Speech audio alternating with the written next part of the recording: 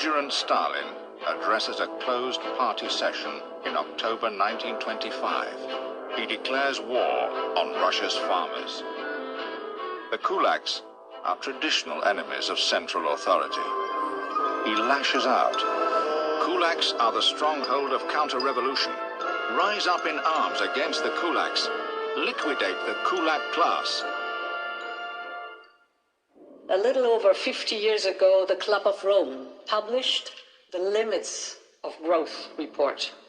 And it came to a drastic conclusion. Stop economic and population growth, or else our planet will not cope.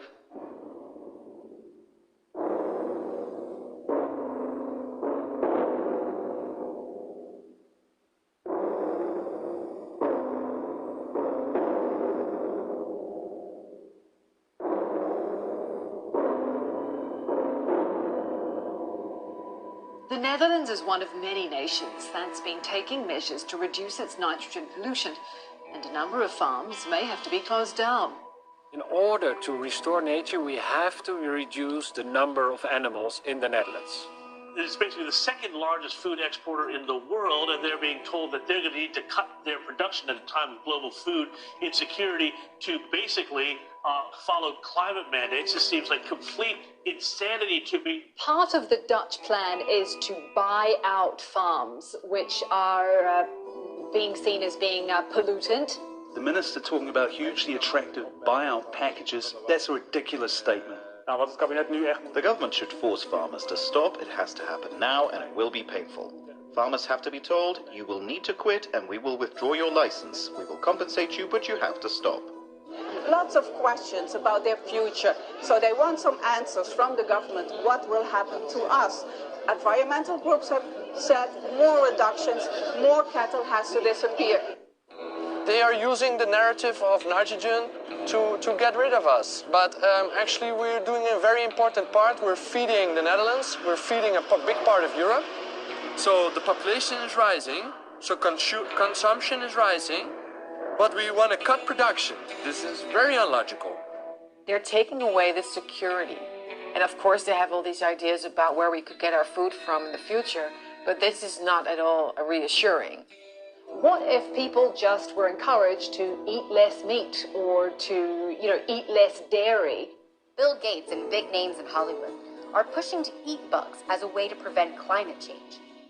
Bugs are high in protein and could replace the high intake of beef, chicken, and pork. Critics against eating meat say raising these animals is adding to pollution. And as the world tries to cut back on pollutants to save the planet, people's source of food could be affected. The intention sounds so great. Everybody wants to save the planet, save the earth. Great, great, great. It's just like praise God. Praising God is always great. But if you look at the consequence, it just means you make everything so much expensive that you create abject poverty you destroy the middle class, you make the lower class even poorer, and you only have a small elite in their networks. You had a member of the Bank of England who openly said in an interview, well, we have to make peace with the fact that we will be poor in the future. Now, that's easy for him to say, but if we look at the history of revolutions, both ancient ones and more modern ones, this is how it starts. People do not accept forever that they're simply gonna get poorer and poorer, and that their children will be worse off than they were. At some point, that anger will turn against the political system. Greenpeace says compensating farmers on a voluntary basis won't lead to a big enough reduction in nitrogen. Ministers en mensen van grote natuurorganisaties, zoals Greenpeace, de Vogelbescherming en Natuurmonumenten, gaan er praten over de stikstofplannen. Het probleem wordt alleen maar erger. Dus je moet gewoon nu boze boeren die op verschillende plaatsen in het land protesteren. De boeren voeren ook vandaag weer actie. Op dit moment wordt de brug op de N233... The manure is in the Netherlands, which is ammonia, which is a form of nitrogen, which is bad for the environment, bad for nature. And they have declared that nitrogen is the major problem. Well, I'm an expert in nitrogen, and I dare to say it is not.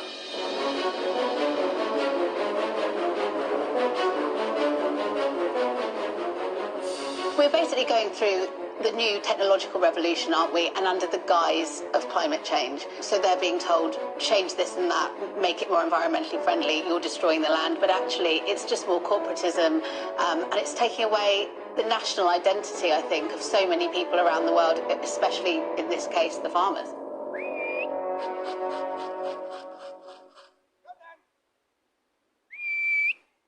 Come then.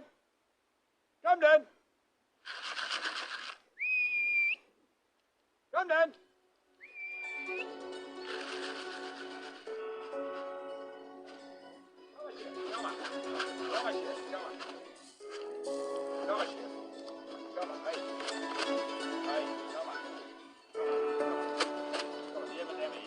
Everybody who thinks of Holland, it's windmills, it's clogs, it's milk, it's cheese. Our country is based on agriculture. We are famous for walking on wooden shoes, on clogs. And we are also very famous for our cheese and milk production. We have around, I think it's 60,000 farmers in the Netherlands. Everyone, even if you live in the city, like in Amsterdam or in Rotterdam, after a 5-minute drive, you will see cows, you will see farmland. I mean, it's so ingrained in our society, in our way of life, that farmers are a part of our culture. Everyone has someone in their family who was once a farmer. This is my dad. My dad did buy the farm from his father. So his father started in the very early of the last century. After for 30 or 40 years the farm, I did buy the farm from my dad. And now I'm the farmer on this farm. The government has taken the stand that we do have a huge problem with nature, and that due to EU regulations we should save nature, and now they want to solve that problem by simply eliminating a large amount of farms. The major thing that kicked our movement was when Tjeerd de Groot, one of the leaders of the D66, came up with the idea to shout out loud in the media that the best plan for the Netherlands was to cut half of the animals.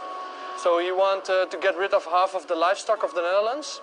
We are the second biggest party of the Netherlands, and we really have negotiated with other more conservative parties on a new chapter in the Dutch agricultural policy.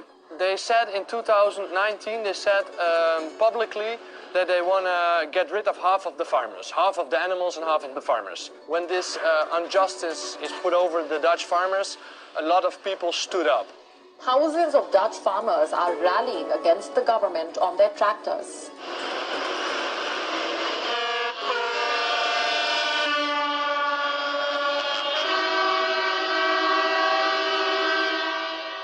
They are publicly talking about cutting down half of the farms in the Netherlands because it would be good for nature. But this is total bullshit.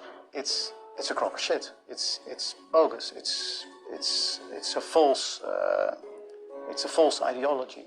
Now the goal is to, in order to restore nature, to cut nitrogen with 50% in 2030, and this is huge for farmers, of course.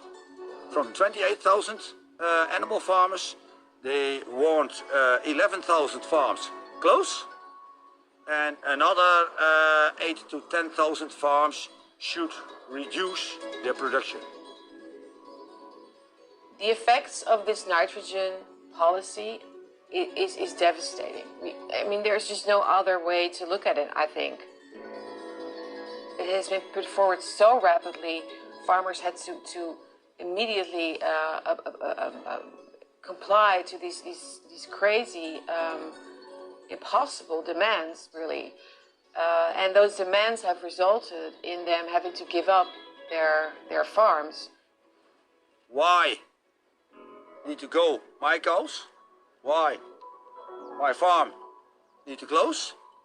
Our intention is to explain why this is so important for them and for nature, but not to change the goals of the policy. That's not the case. It's not going to happen.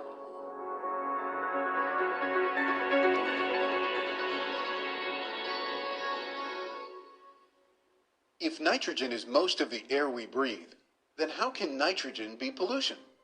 It's not like a toxic chemical that we should eradicate. And nitrogen is a completely natural compound in nature. Without nitrogen, we would not be there. Nitrogen is also necessary for things to grow. These are the three macronutrients that are essential for plant growth: nitrogen, phosphorus, and potassium. Nitrogen gets top billing because it's responsible for keeping plants green, which is why fertilizers for grass tend to have a high N factor.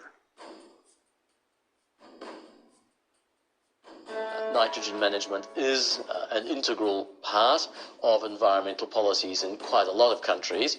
Political agreements since 1990 has substantially reduced nitrogen oxide emissions from the European part of our regions. Local nitrogen pollution hotspots will require a cap. They'll actually require a reduction below the current level.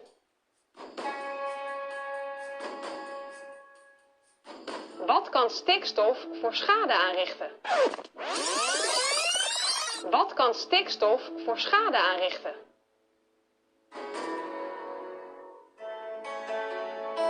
Die stikstof verrijkt de bodem en dat heeft als gevolg dat planten die weinig stikstof nodig hebben verdrongen worden door planten die juist heel hard groeien door stikstof. Denk bijvoorbeeld aan de orchidee die overwoekerd wordt door de brandnetel.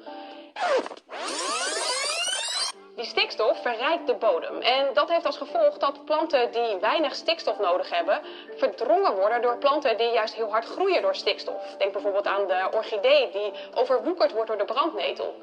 The nitrogen is only a problem for a few plants. And there are certain plants that don't like it and they disappear.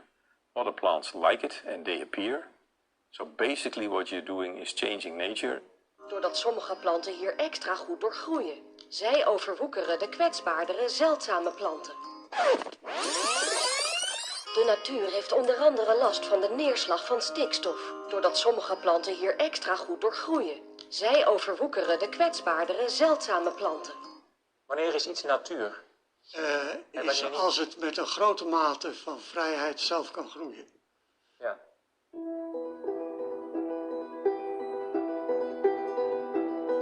But instead of prolonging these debates, I want today to concentrate on one point.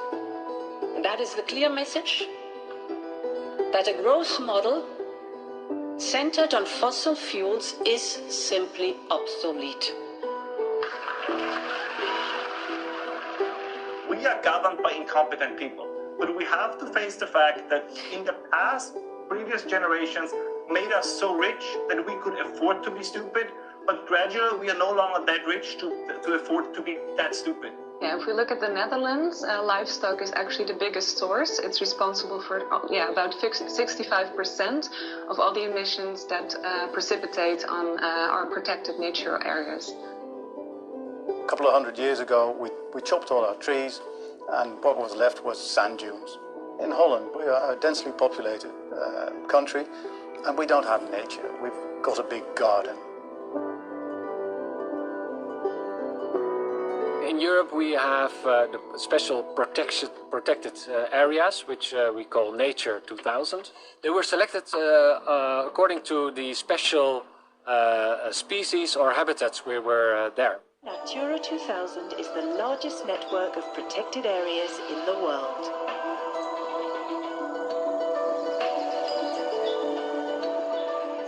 In het PAS zijn alle beschermde natuurgebieden, de Natura 2000 gebieden, opgenomen waar organismen leven die last hebben van overbelasting door stikstof.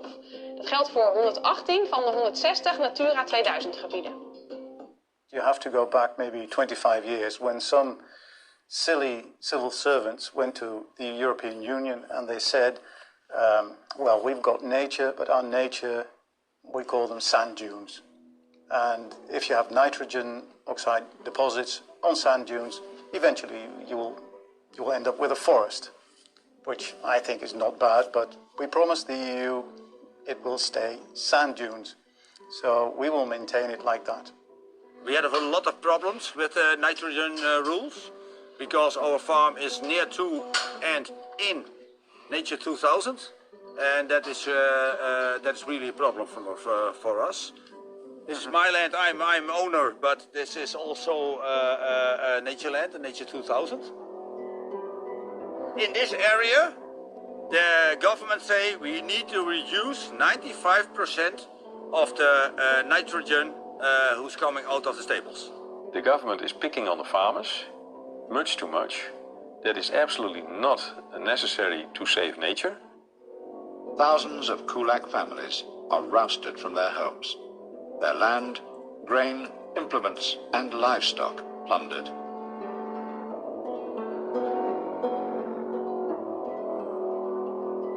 After the war, they start to build up agriculture. They start pushing agriculture to produce more. First, it was a good thing because they gave money to grow bigger and better.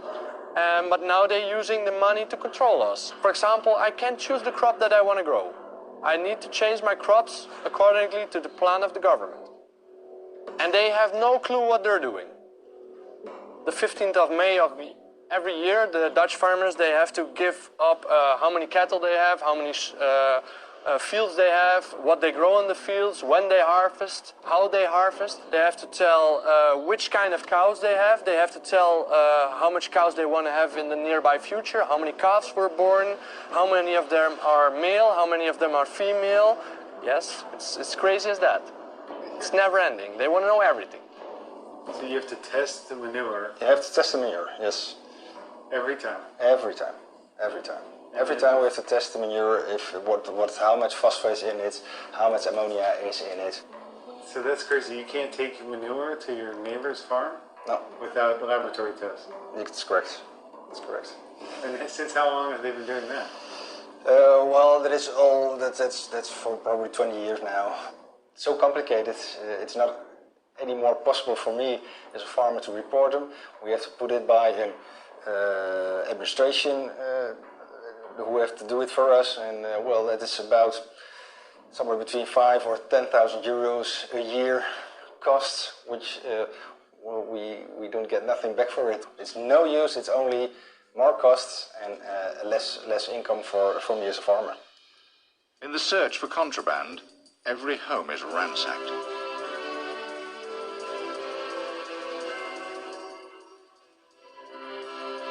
The scavengers miss nothing. Every last kernel is gleaned and carted off. And this is what they're using to provide as a narrative for what they're doing. But actually our Ministry of Nitrogen, yes, we really have a Minister of Nitrogen in the Netherlands. It's funny, but we have. Yeah, we have now recently a Ministry of Nitrogen. You're laughing. This is the first time in history that we actually have a Minister of Nitrogen. But she doesn't have a clue about nitrogen. She doesn't have any education on nitrogen. She's not a chemist. She just has a mission that we should have 50% nitrogen reduction. Why? She doesn't know. I asked her in the house, and she doesn't have a clue, which is funny in itself if it wasn't for the fact that people's lives depend on it. Farmers' lives depend on it. The role of the Rabobank is really weird because the Rabobank was the farmers' bank. They used to support and finance the farmers. This bank apologized for loaning money to farmers. So a bank raised by farmers to loan money to farmers put excuses for loaning money to farmers. So that's ridiculous. But a lot of farmers are getting letters now from the Rabobank from sorry, if these are the plans the government is going to implement, then your land is worth absolutely zilch.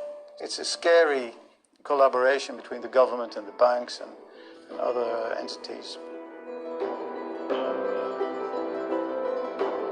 I'm Ripke Zelmaker. I am a science journalist who investigated on this government scheme of buying up farmland in the name of nature protection for like 10 or 15 years, and so I discovered which interests are behind this whole scheme.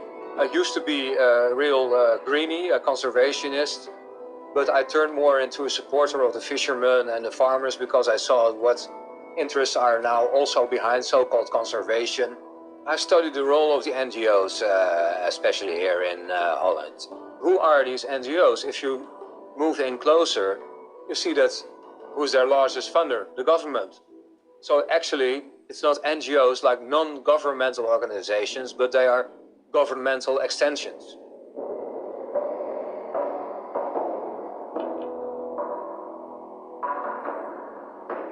I do the same as the nature organizations do in Holland. Why? Need to go my cows? Why? My farm need to close? After that, there are coming some other cows back in this area. Not from a farmer, but from a nature organization. And they need to eat the grass. So what's the difference? I think it's very strange that a farmer is not allowed to do it, and a nature organization can do the same as I do, and they have no, and then there is no nitrogen problem. But what do these NGOs do for these people? They make a political issue constantly of something that is only in the interest of the 1%. They use NGOs, they pump them full with money to promote policies that, well, 99% of the population does not care anything about. All subsidies to NGOs needs to end.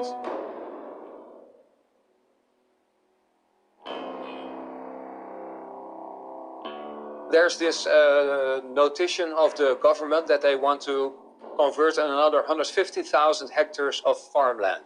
They will use 25 billion euros of taxpayers' money to buy up farmland again under the flag of nitrogen. Yeah, we've got a nitrogen fund, which is 25 billion. And we've got a nature fund, which is 35 billion euros. How is that going to be spent? Well, it's going to be spent by buying out farmers who want to stop, by helping them with technical aids, so you can have innovations to reduce ammonia emission, but also to better care and better manage our nature areas. And now suddenly we're wasting billions and billions on a nightmare. Because of the huge amount of animals on a very small surface, we have this ammonia problem. And so the idea is now that our nature has to be restored due to regulations, European regulations. The real reason is there are EU regulations. We have to stick to those. Whether we have translated them in the right data is another story. But there are regulations. If we don't do that, we get fines from the EU and we have big problems. Because we made this holy promise to the EU, we now are in the situation where we actually have to hunt down our farmers. Government has to do what the government has to do sometimes, which is painful. But there is also 25 billion euro for a small country as the Netherlands to help farmers to get a better life, to help nature. Factory workers, 25,000 of them, are enlisted as enforcers. They're given a pistol and a crash course in the forcible collectivization of farms. Stalin's mouthpiece, Lazar Kaganovich, exhorts these so-called 25,000ers, setting their goal at 100% collectivization. They had a law that stated that 49% of the nitrogen emissions should be reduced by farmers, but our parliament hasn't even decided on this yet, but they actually increased that number up to 75%. This law isn't even democratic.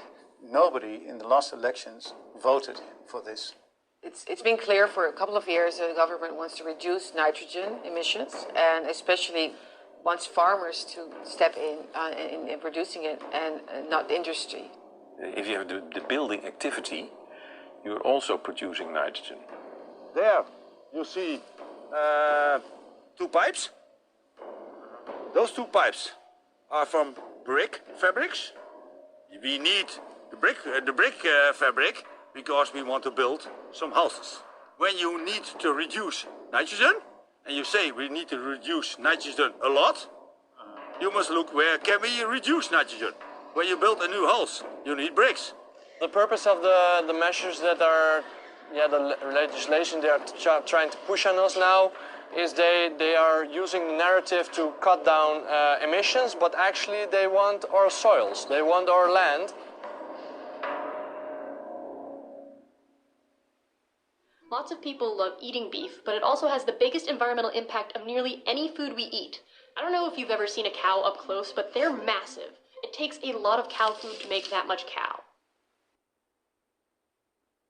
And a lot of land to make all that cow food. More than a quarter of all land on Earth is devoted to feeding those cows. Nobody knows how to get rid of how to get cows to stop farting. Exactly. Cows burp and fart. A lot. And it's impacting climate change. What we have to do, which is zero. If it was a 50% reduction, then you could ignore, okay, leave the cows alone. We're trying to avoid the temperature continuing to go up. You do need to go to zero. Otherwise, you're continuing to have temperature increase.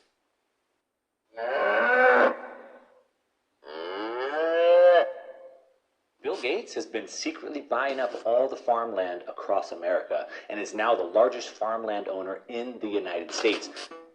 In 2020, Bill Gates made headlines for becoming the largest private farmland owner in the US.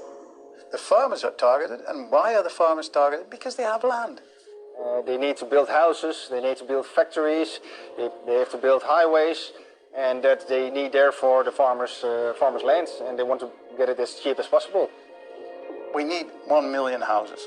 To solve this problem, the state needs land, and what is easier than to kick out our farmers?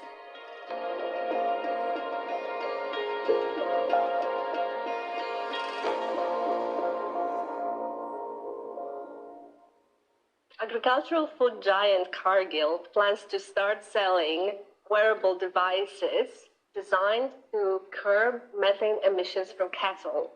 De koeien die dragen een deel bij aan de uitstoot, maar hoe kunnen we dat reduceren? Onder andere hebben we het dan over de ammoniakuitstoot. Er zijn ontzettend veel bedrijven bezig met de vloer, met luchtwassers, etc. Raakt. En op die manier, als je deze zenuwbaan op deze manier raakt, dan gaat de koe spontaan plassen. Dan krijgt hij een zenuwreflex waarmee hij een plasneiging krijgt en onmiddellijk zijn plasje gaat doen. We hebben vanuit Hanskamp een uniek koetoilet ontwikkeld.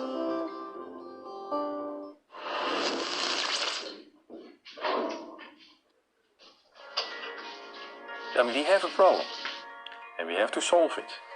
There are a lot of solutions for reduce nitrogen. If we change the food for the cows and the chickens, for example, and also for the pigs, but it's a little bit different story, then we can easily bring down the amount of ammonia that they are producing back with 30, maybe even 40%. So what we need is innovative farming, and not immediately saying we can't do it. Yes, we can. Some of the farmers have even said, okay, if nitrogen is the problem, if nature is the problem, then I will get rid of my cattle, but you will not get my land. And the state has said, no, that's not the point. We want your land.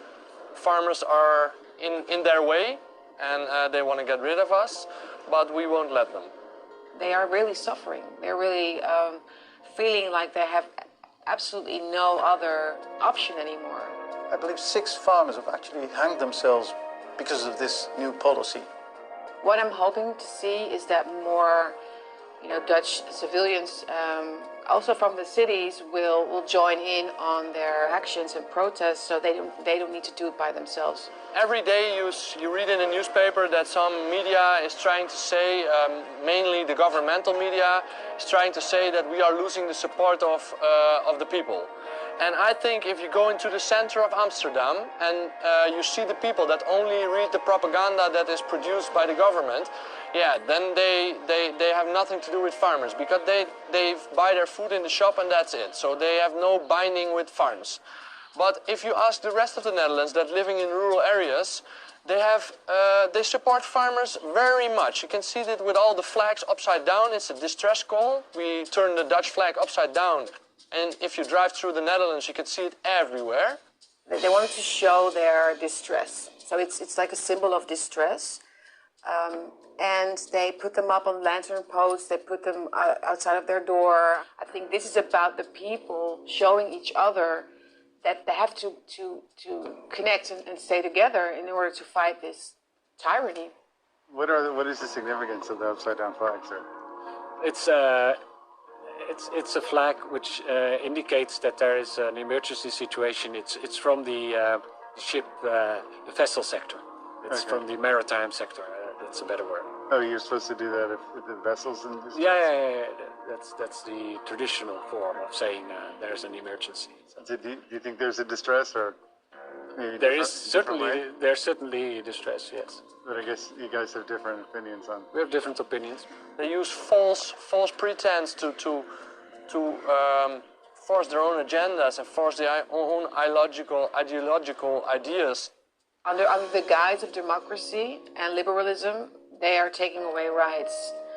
And most people are fine with it because they feel this sort of responsibility, maybe, because it's so progressive to care about the climate. So they're willing to actually sacrifice their own well-being. Even well-educated people very often don't actually have the common sense to sit down and relax and think, well, what this government official, what this minister is saying, is it true? Well, very often, no, it's not true. Our Minister of Climate, he has said in a TV show, he has said nitrogen is like a toxic blanket that is covering nature and that makes it impossible for plants to grow. That is not a scientific explanation of nitrogen. It's all made up to create an atmosphere of fear, and then once the people are frightened, you can do whatever you want with them. Many people, the masses, I would say, like to be told what to do in order to be safe. So we've paid a really, really high price for this because we gave up all our freedoms to feel safe, and obviously this safety is also very fake because you can't be safe without being free. It's not about saving the planet, it's about government control, because that's in effect what is happening. Our basic values were all built around the fact that an individual determines his or her own life and is responsible for his or her own children and his wife and his house, and you determine your own life. Whether you die or live, you determine that yourself. And the transition that we're making is from this freedom of the individual to a collectivistic or Marxistic or communistic or socialistic sort of structure. We're sleeping, and we're in this transition, we're in this silent revolution, and I think it's very scary. In de stikstofplannen staat dat er in 2030 veel minder stikstof in Nederland mag zijn. Te veel stikstof is niet goed voor de natuur. Die stikstofuitstoot die moet omlaag, die moet flink omlaag. Misschien moeten sommige boeren hun bedrijf opgeven, maar veel meer boeren moeten hun bedrijf veranderen, natuurvriendelijker maken. A lot of farmers, but also just Dutch citizens, are realizing that this nitrogen crisis, or the climate crisis in general, is based on fraudulent models. Stikstof is er in meerdere verbindingen en ammoniak is er daar één van. Nou, er komt vooral heel veel ammoniak vrij door de landbouw, door de mest van dieren. Die wordt verspreid in de lucht en slaat vervolgens weer in de natuur neer. De natuur heeft onder andere last van de neerslag van stikstof.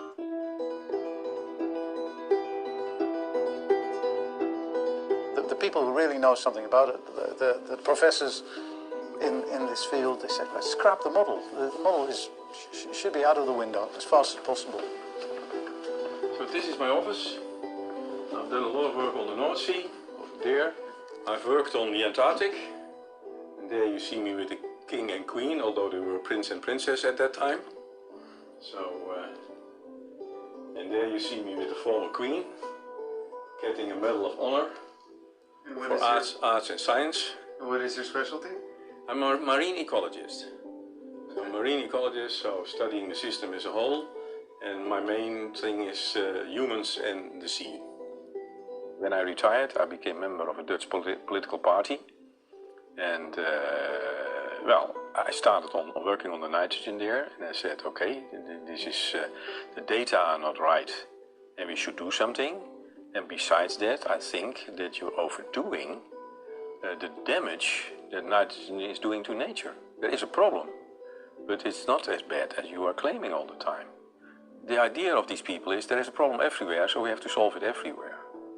And there is this holy belief that if you release these nitrogen compounds at a certain spot, it will go across the whole country. But that's not true. And so then you have a different view, and then there's a model. So they have built a model, which is rather shaky. They state that the nitrogen model is not suited to calculate the things you would like to calculate with.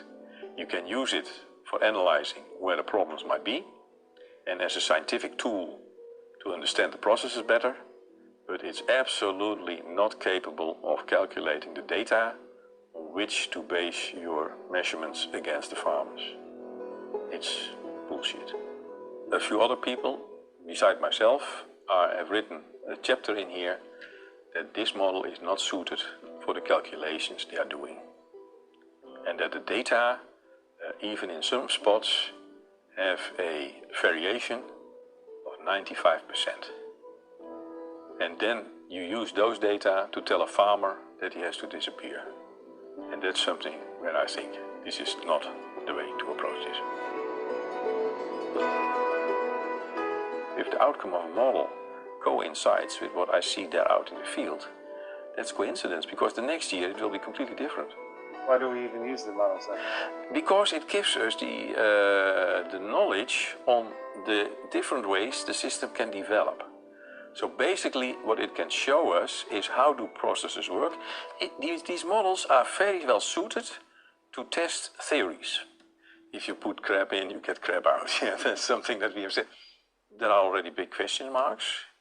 And the major issue is that the government is believing the data that come out of the model and is using those data to make the policy, including getting rid of the farmers. We are actually discussing, waving goodbye to our farmers. I think this is a really, really sad and worrisome time. I mean, these are hardworking people. They're paying taxes. They've worked their land for sometimes 10, 15 generations. And now everything seems to have changed. The farmers are bad. They're producing waste. They're killing our nature. They're treating their animals badly. And suddenly they have to disappear. 20 years ago, you would not have dreamt that this would have happened. We were proud of our farmers. The Dutch farmers were the best in the world, and they still are. I believe it's very important that people like journalists look into all sides of the story. Not all of the Dutch journalists tell the right story or tell the total story. They just cherry picking, and because they are cherry picking one part of the story, the people in Holland do get a wrong image of what is going on. It's absolutely insane that we would actually sacrifice the knowledge of our Dutch farmers. They are one of the best in the whole world. When governments are going to buy out farmers from their fields, from their where they live, they're never going to come back, and therefore they're making a big mistake. And I will think that in maybe 10 years or so, a politician will say, what happened in 2022, why are all farmers gone, and nature hasn't changed. We get rid of this if we only have our famous good quality cows on pictures. We will break down the backbone of our country, and eventually everybody will get hungry and go bankrupt. We also want to change the economy so that farmers can earn a better income with less animals. Meat is much too cheap. The policy would raise the price of meat and milk? And probably. By 2050, there will be 10 billion human mouths to feed. So will farming and eating insects help solve one of the 21st century's biggest challenges? I am here to reveal my hidden talent, eating micro livestock, cornworms. They're still alive. Here we go. Some mealworms. telling you, I'd win Survivor. It's not about nature protection. Only the ones who, in this process, have acquired the most money will have the ruling power. It comes down to control of resources in the hands of the few. Look at the power of the NGOs. Who do they really support? Who's pumping money into them? It's always government and billionaires doing it. En de minister die schreef vandaag dat ze een verkenning heeft gedaan naar mogelijke maatregelen voor Natura 2000 gebieden. Daar staat namelijk in dat zij een vertrouwelijke vraag hebben gehad vanuit LNV om in het kader van het transitiefonds landelijk gebied een quickscan te maken van kansen en herstel. So this is the relation between the government and NGOs. To an extent, you can sell the public, you can buy the public opinion by these NGOs, and this is what really happened in Holland, but also in the US. Well, we've now seen Brussels approving these plans for the Dutch government to forcibly buy out livestock farms to cut nitrogen emissions.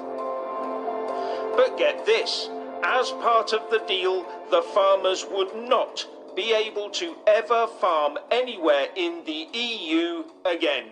It begins with speaking out and organizing and reaching out maybe even to, people in other countries, and because it isn't a Dutch issue, it's a global issue. Canada is now apparently going down the same route. The Canadian government under Justin Trudeau, well now, he wants to impose drastic climate change restrictions again on farmers, again using the nitrogen excuse to crack down on food production. This just seems like complete insanity to me. No less than the future of Irish farming is on the line. The move towards cutting emissions by 51%. There's a lot of politicians out there, talking about carbon targets and that there'll be no compulsory cull, but we don't see that happening. We see them culling through the back door, be it through the nitrates regulation. I don't know how we got politicized when it comes to two of the most important things you have to have for prosperity. You got to have food and you got to have energy. Nobody disputes that, and yet they become, very partisan issues. We are in the grip of a common psychosis, which is expressing itself primarily in we want to turn against everything that makes civilized life possible. Agriculture contributes about 33% of all the emissions of the world. We can't get to net zero. We don't get this job done unless agriculture is front and center as part of the solution. There is a dire warning tonight about a greenhouse gas called nitrous oxide. It has hundreds of times more warming power in the atmosphere than carbon dioxide. It comes from the nitrogen in agricultural fertilizer, which is used around the world to increase crop yields. UN experts concluded the world needs to cut the amount of nitrogen emissions in half to avoid disastrous consequences. It's all about fear. It's about making people fear for the future so that they would agree with policies that if they are sober, they would never agree with. In the Western world, we are increasingly at war with everything that makes modern life possible, right? It's farmers in the Netherlands, it's cows in Ireland, it's mining in Great Britain, it's nuclear power in Germany. This is part of a bigger picture where kind of under the guise of the climate movement and the green movement, pretty much everything that makes modern life possible is under attack. But instead of trying to fight back as a unified front, kind of we are split up in kind of these smaller battle groups that never unify to take on the broader ideological issue that I believe would have significant appeal all over the West if we could find a way to frame it in exactly this kind of way. We will protect our farmers to every extent, and we will do it on every level, on a European scale, on a worldwide scale. I will protect farming, I will protect our free living, because I want to give my children the same free life that I had. And if we let this happen to our Dutch farmers, the next thing will happen to the civilians. They will take their houses. They will decide about where you can live, how you can live, and how you should live your life. And this is very dangerous, and I don't want a country like that, and I don't want a world like that. So I fight for this.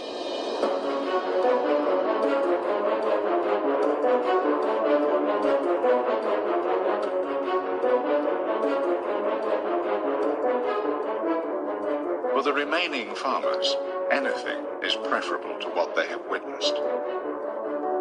Many volunteer for the collectives, surrendering cattle, and implements home and land to the state.